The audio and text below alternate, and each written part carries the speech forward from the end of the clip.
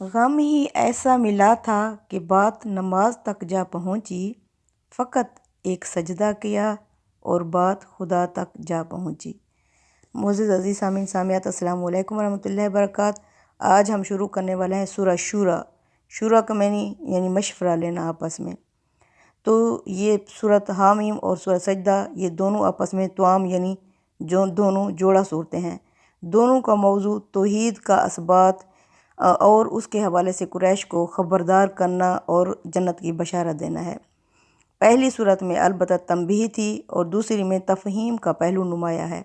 دونوں میں اگرچہ خطاب مخاطب کون ہیں؟ قریش کے لوگ ہیں، اور ان کے مضمون سے واضح ہے کہ یہ القریٰ یعنی بستیوں کی ماں، بستیوں کی جڑ مکہ میں نازل ہوئیں۔ یہ دونوں صورتیں رسول اللہ صلی اللہ علیہ وسلم کی دعوت کے مرحلہ ہجرت اور برات کے وقت۔ تو اب چلتے ہیں سورہ شورا کی طرف۔ بسم اللہ الرحمن الرحیم۔ شروع اللہ کے نام سے جو سراسر رحمت ہے اور جس کی شفقت ابدی یعنی ہمیشہ رہنے والی ہے۔ ہا میم عین سین قاف۔ یہ صورت ہا میم عین سین قاف ہے۔ یہ جو حروف مقطعات ہیں یہ یعنی ایک پورا مکمل فقرہ رکھتے ہیں۔ اس کے بارے میں فہم اور تفہیم ڈاکٹر ساجد حمید صاحب اپنی کتاب لکھ رہے ہیں۔ جب وہ منظر عام پر آ جائے گی تو ان کا مدعا سامنے آ جائے گا، لیکن الف لام میم اور نون سورہ کے بارے میں جو ان کا نظریہ ہے وہ میں نے پہلے ہی چینل میں ڈال دیا ہے، آپ وہاں سے جا کے دیکھ سکتے ہیں لنک میں۔ جو اس کی جوڑا صورت تھی وہ حامیم سے شروع ہو رہی تھی۔ اس میں عین سین قاف کا اضافہ ہے۔ یہ اس بات کا قرینہ ہے کہ سورہ حامیم السجدہ کے ساتھ اس سورہ کا تعلق ایک تکمیلہ اور تتمہ کا ہے، یعنی یہاں صورت تکمیل ہو رہی ہے جس میں بعض خاص مطالب کی توضیح کی گئی ہے جو پچھلی سورہ میں بیان نہیں ہوئے تھے۔ اس کی آیت نمبر 2 کی طرف اللہ فرماتے ہیں کذالک یوحی الیک، اسی طرح محمد صلی اللہ علیہ وسلم وحی کی جا رہی ہے آپ کی طرف، وَإِلَى الَّذِينَ مِن قَبْلِكَ، اور وحی کی گئی تھی ان لوگوں کی طرف جو آپ سے پہلے تھے۔ کون سی؟ اللہ العزیز الحکیم، یہ کہ اللہ جو ہے وہ زبردست حکمت والا ہے۔ اللہ کیسے حکمتوں سے کام کرتا ہے تو دیکھتے ہیں، یعنی جو زبردست ہے چاہے تو گردن کشوں کی گردن دبا سکتا ہے، لیکن وہ حکیم بھی ہے، اس لیے انہیں مہلت دیتا ہے اور ان کی ہدایت کے لیے یہ اہتمام فرماتا ہے۔ مدعا یہ ہے کہ آپ بھی اپنے رب و عزیز و حکیم پر محمد صلی اللہ علیہ وسلم بھروسہ رکھیں۔ آپ کے مخاطبین کی مہلت ختم ہو جائے گی تو یہ بھی اس کی گرفت سے بچ نہیں سکیں گے۔ لَہُ مَا فِی السَّمَاوَاتِ وَمَا فِی الْأَرْضِ، اسی کا ہے جو آسمان اور زمین میں ہے۔ وَهُوَ الْعَلِیُّ الْعَظِیمُ، وہ بہت بلند اور بہت بڑا ہے۔ یعنی اسی دین کی تعلیمات کے ساتھ جو اللہ تعالیٰ نے تمام پیغمبروں کو وحی کے ذریعے سے دیا۔ چنانچہ اس قرآن میں نہ کوئی نیا دین بیان ہوا ہے اور نہ اس دین کے دینے کے لیے پچھلے پیغمبروں کے طریقے سے مختلف کوئی طریقہ اختیار کیا گیا ہے۔ قرآن کے مخاطبین یعنی قریش کے لوگ جن چیزوں پر اصرار کر رہے ہیں کہ خدا خود اپنے فرشتوں کے ساتھ بدلیوں میں نمودار ہو یا ان میں سے ہر شخص سے براہ راست رابطہ کر کے اس کو اپنا پیغام پہنچائے، ان میں سے کوئی طریقہ بھی خدا نے کبھی اختیار نہیں کیا۔ اس کا طریقہ ہمیشہ سے یہی رہا ہے کہ انسانوں میں سے اپنے کچھ خاص بندوں کو وہ نبوت کے لیے منتخب کرتا ہے، پھر ان کو وحی کے ذریعے سے اپنا پیغام دیتا ہے اور انہی کے ذریعے سے ان کو لوگوں تک پہنچاتا ہے۔ آگے آیت نمبر 5 میں اللہ فرما رہے ہیں تکاد السماوات، قریب ہے کہ آسمان یتفطرن پھٹ پڑیں یعنی اللہ کی ہیبت سے، من فوقہن اپنے اوپر سے، والملائکۃ یسبحون بحمد ربہم، اور فرشتے اپنے رب کی تسبیح اور تعریفیں کرتے رہتے ہیں، ویستغفرون، اور وہ بخشش مانگتے ہیں فرشتے، لمن فی الارض، ان کے لیے جو زمین میں رہنے والے ہیں ان کے لیے، الا خبردار ہو جاؤ، ان اللہ هو الغفور الرحیم، بے شک اللہ ہے جو بخشنے والا ہے اور رحم فرمانے والا ہے بے شک۔ والذین اتخذوا من دونہ اولیاء اللہ حفیظ علیہم، اس کے باوجود وہ لوگ جنہوں نے بنا لیا ہے اللہ کو چھوڑ کر اور سرپرست، حفیظ علیہم، وہ اللہ کی نگرانی میں ہیں۔ وما انت علیہم بے وکیل، محمد صلی اللہ علیہ وسلم آپ ایسے لوگوں پر ذمہ دار نہیں بنائے گئے۔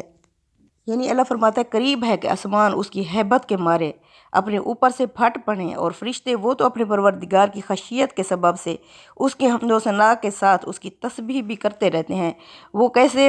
تسبیح میں تنزیہ کا پہلو غالب ہے اور حمد میں اثبات کا۔ استاد امام امین حسن اصلاحی لکھتے ہیں یعنی وہ اللہ تعالیٰ کو تمام خلاف شان باتوں سے، جن میں سب سے نمایاں شرک ہے، پاک اور تمام اعلیٰ صفات سے، جن میں سب سے مقدم توحید ہے، متصف قرار دیتے ہیں۔ مدعا یہ ہے کہ تمام قربت کے باوجود جو فرشتوں کو خدا کی بارگاہ میں حاصل ہے، ان کا حال یہ ہے کہ وہ خدا کی خشیت سے لرزاں اور ترساں ہیں، اور یہ احمق یعنی قریش کے لوگ انہیں معبود بنائے بیٹھے ہیں، جبکہ وہ اس کا تصور بھی نہیں کر سکتے کہ خدا کی خدائی میں کسی اور کو شریک ٹھہرائیں۔ اور وہ زمین والوں کے لیے فرشتے مغفرت کی دعائیں کرتے رہتے ہیں۔ وہ کیسے؟ یعنی زمین پر جو اہل ایمان ہیں ان کی مغفرت کے لیے دعائیں کرتے رہتے ہیں، یہی ان کی شفاعت ہے، اس سے آگے کوئی چیز ان کے اختیار میں نہیں ہے۔ سنو، حقیقت یہ ہے کہ اللہ ہی بخشنے والا اور رحم فرمانے والا ہے، اس کے باوجود جن لوگوں نے اس کے سوا دوسرے کارساز بنا رکھے ہیں اللہ ان پر نگران ہے۔ وہ کیسے؟ یہ نہایت سخت وعید ہے۔ مطلب یہ ہے کہ نگران تو ان کے تمام کرتوتوں کو دیکھ بھی رہا ہے، لہٰذا مہلت پوری ہو جائے گی تو ان کو ان کے انجام تک وہ پہنچا بھی دے گا۔ اے پیغمبر صلی اللہ علیہ وسلم، تم ان پر ذمہ دار یا وکیل نہیں بنائے گئے ہو۔ یہ نبی کریم صلی اللہ علیہ وسلم کو تسلی دی گئی ہے کہ تمہاری ذمہ داری صرف دعوت اور تبلیغ کی ہے، اس لیے یہ نہیں مانتے تو پریشان ہونے کی ضرورت ہی نہیں ہے۔ ان کی پرسش یعنی ان سے پوچھ گچھ انہی سے ہونی ہے، آپ سے نہیں، کیونکہ آپ نے انہیں پہنچا دیا ہے اللہ کا پیغام۔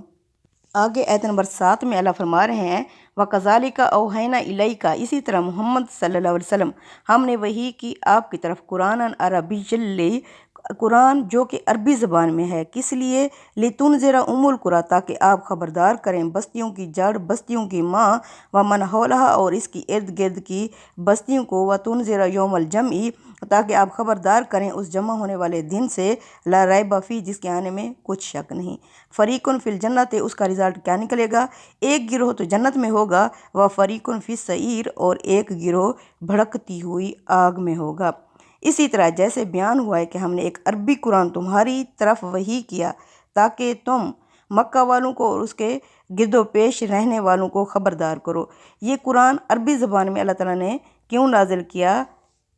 کیونکہ آپ صلی اللہ علیہ وسلم کی زبان خالص عربی زبان تھی، اس لیے اللہ تعالیٰ جو رسول کی زبان ہوتی ہے اور جو مخاطبین ہوتے ہیں ان کی زبان میں یہ قرآن نازل کرتا ہے۔ لیکن لوگ کہتے ہیں کہ ہمارے ہی نام کا کھلم کھلا صحیفہ ہمیں دے دیا جائے، یعنی ہر کوئی چاہتا ہے کہ ہماری زبان میں نازل ہو، لیکن جو اس وقت کے رسول اور اس کی قوم کی زبان ہوتی ہے تو اللہ تعالیٰ اسی زبان میں ہی قرآن کو نازل کرتا ہے۔ اللہ فرماتے ہیں اگر میں کسی غیر زبان میں نازل کرتا تو یہ خود کہتے کہ نبی عربی ہے اور قرآن اجمی یعنی غیر زبان میں ہے، تو اس لیے اللہ تعالیٰ نے اس قرآن کو عربی زبان میں ہی نازل کیا۔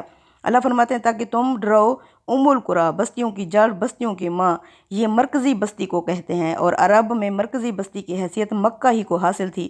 یہ بھی ظاہر ہے کہ اتمام حجت کے پہلو سے استاد امام لکھتے ہیں کہ اگر ایک پیغام مرکزی بستی کے لوگوں تک پہنچا دیا گیا ہے تو اس کے معنی یہ ہیں کہ اس ملک کے لوگوں کو ان کے سر پر چڑھ کر پکار دیا گیا ہے۔ اگر ام القریٰ کی بجائے عرب کے کسی گوشے سے یہ دعوت اٹھتی تو باتیں بنانے والے یہ بات بنا سکتے تھے کہ آخر ہمارے اکابر اور سادات اور ہمارے ذہین طبقے کو چھوڑ کر قرآن نے سب سے پہلے عوام کے طبقے کو کیوں مخاطب کیا؟ اس کے حق اور باطل کے اصلی پرکھنے والے تو مکہ کے سادات ہو سکتے تھے۔ اللہ تعالیٰ نے فرمایا کہ مکہ والوں کے لیے اور اس کے گرد و پیش رہنے والوں کے لیے، یعنی نبی کریم صلی اللہ علیہ وسلم کی بعثت براہ راست اہل عرب کی طرف ہوئی تھی۔ اس میں شبہ نہیں کہ دنیا کی دوسری تمام قومیں بھی آپ پر ایمان اور آپ کی اطاعت کے مکلف ہیں، یعنی ان سے بھی پوچھا جائے گا، لیکن ان تک پیغام پہنچانے کی ذمہ داری قرآن نے براہ راست آپ پر نہیں بلکہ آپ کی قوم بنی اسماعیل پر ڈالی ہے، جس میں طبعاً دوسرے مسلمان بھی شریک ہیں۔ اس کا رزلٹ کیا نکلے گا؟ ایک گروہ جنت میں ہوگا، ایک جہنم میں ہوگا۔ کیوں؟ اللہ تعالیٰ نے ہمیں شعور کے ساتھ رسول بھیجے اور کتابیں بھیجیں پھر اللہ تعالیٰ نے ہمیں اما ہدینہ سبیلا انسان کو راستہ دکھا دیا، اما شاکر و اما کفورا، اللہ نے ہدایت کا راستہ دکھا دیا۔ اب انسان کی مرضی ہے ہدایت کا راستہ چھوڑ کے کفر کا راستہ اختیار کرے۔ پھر اس کا اب ہم کمرہ امتحان میں ہیں، ہمارا ہر روز ایک سوال حل ہوتا ہے۔ اللہ تعالیٰ کوئی دن ہمیں آسان سوال دے دیتا ہے، خوشی کی زندگی ہوتی ہے، آسائش کی، آرام کی ہوتی ہے۔ کوئی دن ہمارا مشکل ہوتا ہے، تکلیف والا، پریشانی والا۔ اللہ دیکھنا یہ چاہتا ہے کہ آج کے دن یہ بندہ کیا کرتا ہے۔ اگر میں اسے فراوانی دیتا ہوں تو اس کا ریئیکشن کیا ہوتا ہے، اگر میں اسے دکھ اور تکلیف اور پریشانی میں مبتلا کرتا ہوں تو یہ کس سے رجوع کرتا ہے، کیا اللہ کے در پہ آتا ہے یا کسی اور کے در پہ۔ اس طرح اللہ تعالیٰ ہر روز ہم سے امتحان لیتا ہے۔ تو اللہ فرماتے ہیں اس امتحان کا جو ہی انسان کی موت آتی ہے تو انسان کا کیا ہوتا ہے، پیپر اس وقت چھین لیا جاتا ہے، اس کو دوبارہ مہلت نہیں ملتی، کوئی سپلی نہیں ہے۔ اس کا رزلٹ پھر آخرت میں نکلے گا۔ جب آخرت میں رزلٹ نکلے گا تو ایک گروہ جنت میں ہوگا اور ایک بھڑکتی ہوئی آگ میں ہوگا۔ اللہ فرماتے ہیں تم میں سے جو چاہے سیدھی راہ اختیار کر لے، کیونکہ زندگی میں ہم اپنی غلطیوں اور کوتاہیوں پر معافی مانگ کے سیدھی راہ اپنا سکتے ہیں، لیکن جب ہمارا پیپر آؤٹ ہوگا، یعنی جب ہمارا رزلٹ آؤٹ ہوگا تو اس وقت پھر کوئی سپلی نہیں دی جائے گی۔ اس لیے اللہ بار بار فرما رہے ہیں کہ جو غلطیاں کر چکے ہو اللہ غفور و رحیم ہے، اللہ کی طرف آؤ، تم پہلے خود یو ٹرن لو، اللہ پھر تمہاری طرف پلٹے گا۔ آگے اللہ آیت نمبر 8 میں فرما رہے ہیں وَلَوْ شَاءَ اللَّهُ لَجَعَلَهُمْ أُمَّةً وَاحِدَةً، اور اگر اللہ چاہتا تو انہیں ایک ہی امت بنا دیتا۔ وَلَٰكِن يُدْخِلُ، اور لیکن وہ داخل کرتا ہے، مَن يَشَاءُ جسے چاہتا ہے، فی رحمتہ اپنی رحمت میں، سبحان اللہ۔ والظالمون، اور رہے ظالم مشرک، ما لہم من ولی ولا نصیر، ان کا نہیں ہوگا نہ کوئی دوست اور نہ ہی کوئی مددگار۔ اللہ فرماتے ہیں اگر اللہ چاہتا تو سب کو ایک ہی امت بنا دیتا۔ اس کی مثال ایسے ہے جیسے سکول میں ہم بچوں کو ڈالتے ہیں کہ کوئی ادارہ کھلا ہوا ہے، اس ادارے میں جاؤ یا نہ جاؤ سب ایکسیلنٹ آئیں گے، سب پہلے نمبر پہ آئیں گے، تو ہم کہیں گے ایسے ادارے کھولنے کا کیا فائدہ جس میں نہ حاضری لگی، نہ پیپر لیے گئے، نہ کچھ، تو اس ادارے کا کیا فائدہ۔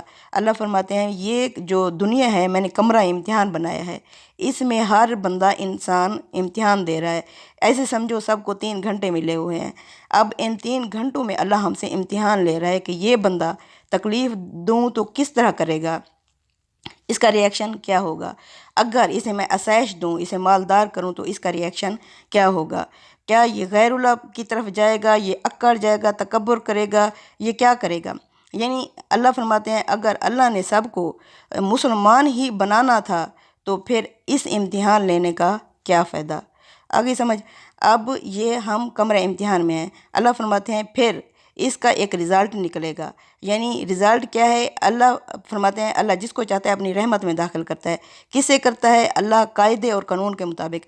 اللہ دیکھے گا کس کے دل میں تڑپ ہے اللہ کو پانے کی، کون سیدھی راہ پر چلنا چاہتا ہے، تو اللہ اس کے ساتھ فرشتے اتار دیتا ہے۔ پھر وہ فرشتے، جس طرح شیطان ایک انسان کے ساتھ ساتھی بن جاتا ہے، اس طرح فرشتے بھی ساتھی بن جاتے ہیں انسان کے۔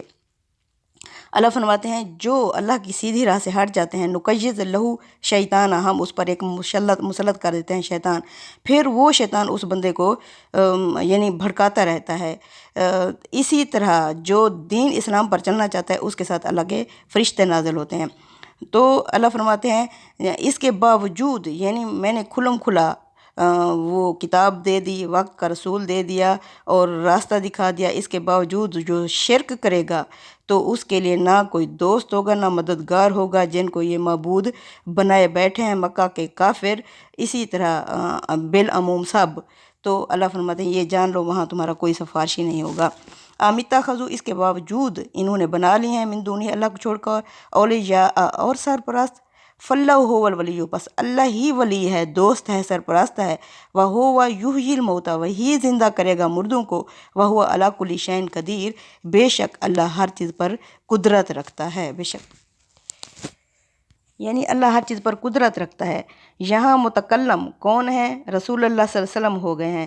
گویا اوپر جو فرمایا تھا کہ تمہاری ذمہ داری صرف دعوت اور تبلیغ ہے، اس کے بعد لوگوں کا معاملہ اللہ کے حوالے ہے، تو آپ صلی اللہ علیہ وسلم اس کی تعمیل آپ نے کر دی۔ یعنی آگے آیت نمبر 10 میں اللہ فرما رہے ہیں وَمَا اخْتَلَفْتُمْ فِيهِ، اور جن باتوں میں بھی تم اختلاف کرتے ہو، مِنْ شَيْءٍ کچھ بھی، فَحُکْمُهُ إِلَى اللَّهِ، بس اس کا معاملہ فیصلہ اللہ کے حوالے۔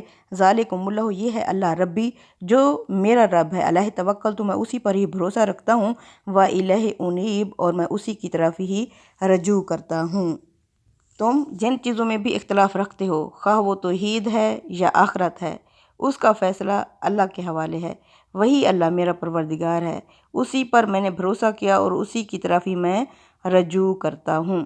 آگے آیت نمبر 11 میں اللہ فرماتے ہیں فاطر السماوات والارض، وہی پیدا کرنے والا ہے آسمانوں اور زمینوں کا۔ جعل لکم من انفسکم، اس نے بنایا تمہاری اپنی ہی جانوں میں سے جوڑے۔ ومن الانعام، اور مویشیوں کے بھی ازواجا، اس نے جوڑے بنائے۔ یزرعکم فیہ، وہ تمہیں اس کے ذریعے سے پھیلاتا چلا جاتا ہے۔ لیسا کمثلہ شیء، اس کے جیسا کوئی بھی نہیں، وہ تمہیں پھیلاتا جاتا ہے۔ اور یہ پچھلی بات کا نتیجہ ہے، جس نے یہ عظیم چیزیں پیدا کیں اور تخلیق کا یہ حیرت انگیز نظام قائم کیا ہے، اس کے مثل کوئی چیز آخر کیسے ہو سکتی ہے؟ اس کے برابر، اس جیسی، اس کے ہم اثر؟ یقیناً کوئی چیز بھی اس کے مثل، اس کے برابر، اس کے ہم اثر نہیں ہو سکتی۔ بے شک وہی سمیع بصیر ہے، سبحان اللہ، یعنی حقیقی سننے والا اور دیکھنے والا وہی ہے، اس لیے کہ ایک سمیع و بصیر خالق ہی ایسی وسیع کائنات کو وجود میں لا سکتا ہے اور وہی اسے قائم بھی رکھ سکتا ہے۔ آگے آیت نمبر 12 میں اللہ فرماتے ہیں لَہُ مَقَالِدُ السَّمَاوَاتِ وَالْأَرْضِ، اسی کے پاس ہیں کنجیاں آسمانوں اور زمینوں کی، یعنی جب وہ خالق ہے تو وہی مالک بھی ہے۔ اس نے زمین و آسمان کو پیدا کرنے کے بعد ان کے خزانے کی کنجیاں کسی اور کے ہاتھ میں نہیں دے دیں، وہ اسی کے پاس ہیں، اس لیے عنایت اور رحمت کی تمام امیدیں بھی اسی سے رکھنا چاہیے۔ کسی دوسرے کے پاس کچھ نہیں کہ اس سے کوئی امید رکھی جا سکے، مانگ اسی سے جو دے خوشی سے اور نہ کہے کسی سے۔ کرتا ہے عطا بڑھ کر ضرورت سے سبھی کو، بے مثل زمانے میں سخاوت ہے اسی کی۔ وہ غنی ہے کہ ہے محتاج زمانہ اس کا، کبھی خالی نہیں ہوتا خزانہ اس کا۔ صدق اللہ العظیم۔ تقبل منا انک انت السمیع العلیم وتب علینا انک انت التواب الرحیم۔